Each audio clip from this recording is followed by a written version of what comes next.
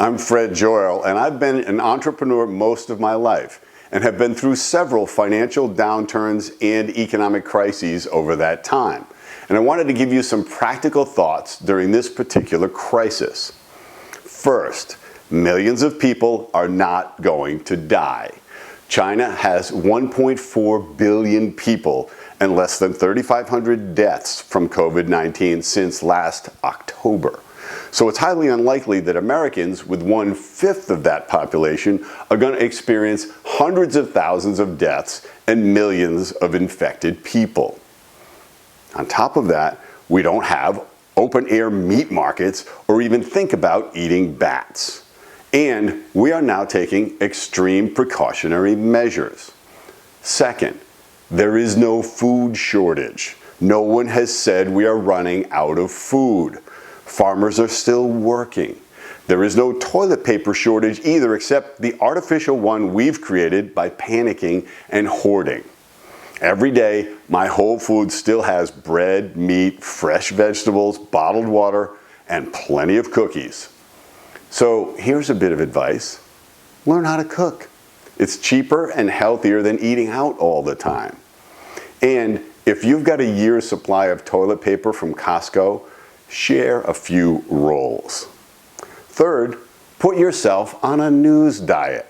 There isn't 24 hours of bad news, but all news is now breaking news, even the weather. So if it's stressing you out, lay off the negative input. No amount of worrying solved anything, and no amount of anxiety improved anything. Checking the Dow every 10 minutes only makes sense if you trade stocks for a living, and you don't actually lose any money unless you sell something.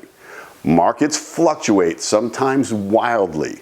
In 2008, the Dow dropped more than 50% and has come all the way back plus 16,000 points. Most of us should just wait this out. Fourth, there will be massive economic implications of this, in part because we are overreacting. Maybe it's because we've all seen too many zombie apocalypse movies and TV shows, but it will hurt many businesses, and some may not survive. You will need to adapt, so be practical and realistic. Don't wait for the government to solve it. We all knew the bull market would end, but things happen much faster now. Get used to it. Which leads me to my fifth point. If you're stuck at home, don't just binge watch TV. Use the time to get better at something, either your business or your job or your next career. Online learning is phenomenal at this point. Take advantage of it. And sixth, take some time to look at how you spend money. Develop real budgeting habits. It'll change your life. Seventh, it's not just the US, the whole world is working on medical solutions for this. We are going to get in front of this very quickly.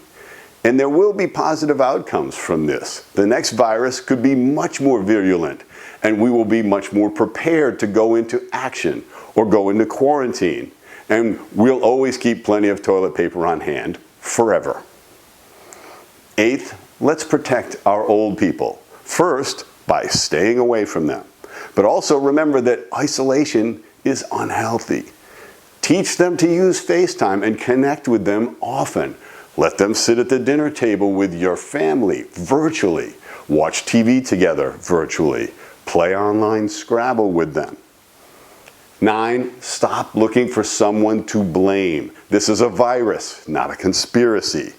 My hope is that this crisis pulls us together and puts a huge dent in all this divisiveness. It's time to insist that our politicians start working together for the common good instead of their selfish partisan ambitions, and to punish them at the polls if they don't. Real leaders emerge in a time of crisis, and also people will reveal their true colors. Pay attention. Finally, I hope that this crisis reminds us that we are all connected, all people, all businesses, all our hopes and desires, and that we become more open and tolerant of each other's differing opinions and realize that they are just opinions, and that the well-being of your fellow man is the real priority. So, be calm, be practical, be cautious, but most of all, be decent. This will pass.